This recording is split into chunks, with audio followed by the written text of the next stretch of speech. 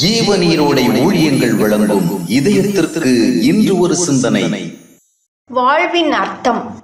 ஒருவேளை உணவுக்கு வழியில்லாமல் திண்டாடும் மனிதன் முதல் 10 தலைமுறைக்கு போதுமான அளவிற்கு செல்வங்களை வைத்திருக்கின்ற மனிதன் வரை இந்த உலகத்தில் அனைவரின் அடிப்படை நோக்கமும் உலகத்தை அனுபவிக்க வேண்டும் என்பதாகவே உள்ளது. ஒருவேளை நாம் வேறு சிலரை போல அனுபவி ராஜா அனுபவி என்று எப்போதும் வாழ்க்கையில் பலவித சுகங்களையும் இன்பங்களையும் தேடுவதில் குறியாயிராமல் ஒரு சாதாரணமான வாழ்க்கையை வாழலாம். ஆனால் அங்கும் நம்முடைய வாழ்வின் நோக்கம் நாம் நன்றாயிருக்க வேண்டும் என்பதுதான். ஆனால் இந்த உலகத்தில் நாம் வாழ்வது நமக்குரியவைகளை தேடி பெற்றுக்கொள்வதற்காகத்தான் என்ற சிந்தையோடு செயல்படும் காலம் வரை இந்த உலக வாழ்க்கை நமக்கு அர்த்தமற்றதாகவே இருக்கும். இந்த வாழ்க்கையில் எவ்வளவு நிறைவுகள் இருந்தாலும் நாம் திருப்தி காண முடியாது. இந்த வாழ்க்கையின் மேல் உள்ள தேவ நோக்கத்தை நாம் புரிந்து கொள்ள வேண்டும். தேவன் தம்முடைய மகிமைக்காகவே நம்மை சிருஷ்டித்தார் என்று வேதம் சொல்லுகிறது.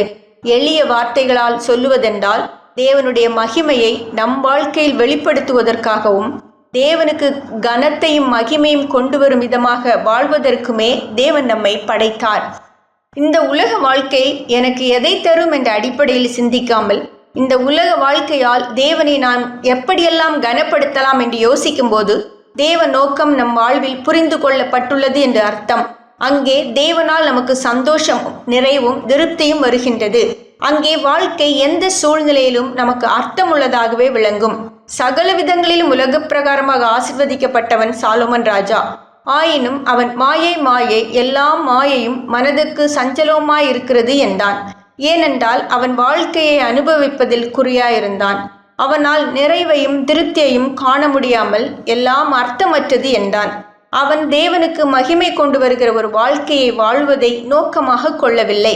ஆம், அனுபவிப்பதிலேயே குறியாக இருப்பவன் வாழ்க்கையின் அர்த்தங்களை இழக்கின்றான். தேவனுக்காக வாழ்ந்து அவரை மகிமைப்படுத்துவதில் குறியாயிருப்பவன் தெய்வீக மகிழ்ச்சியை கண்டடைவதோடு வாழ்க்கைக்கு சரியான அர்த்தத்தையும் கண்டு கொள்கிறான்.